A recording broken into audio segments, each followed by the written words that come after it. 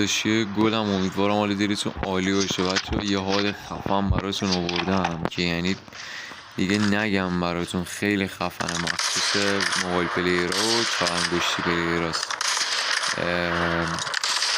فقط مخصوص بتله. ببین یعنی مولتی هم میشه باش پلی بدی، ولی بتل دیگه یعنی اصلا این فست اسکوپایی که با اسنایپ میشه بزنی و با شاتگان میشه بزنی دیگه فقط برای بتله. یعنی خدا وکیلی ببینید انگار آیپد پلیر رو دارم فست اسکوپ میزنم. اصلا یه حال براتون آوردم با آیپد پلیر اشتباهتون بگیرم. نگاه کن چجوری فست اسکوپ میزنم.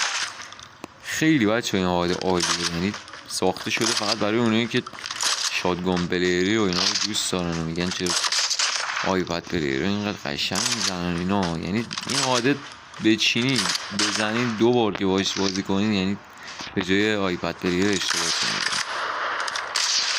بچه‌ها چیزم آخر ویدیو گذاشتم، فقط دمتون گرم، لایک هم بکوبید که دیگه بریم سراغ حال. بچه‌ها اینم از حالمون، همشو دقیق بچینید، یعنی اینو بچینید بچه‌ها دیگه خدا وکیلی سولو اسکواد و اینا براتون کاری نداره، یعنی راحت میتونین همه رو پاره کنین با این حال. دمتون گرم که تا اینجا ویدیو رو دیدید. تا درود دیگر، بدرود.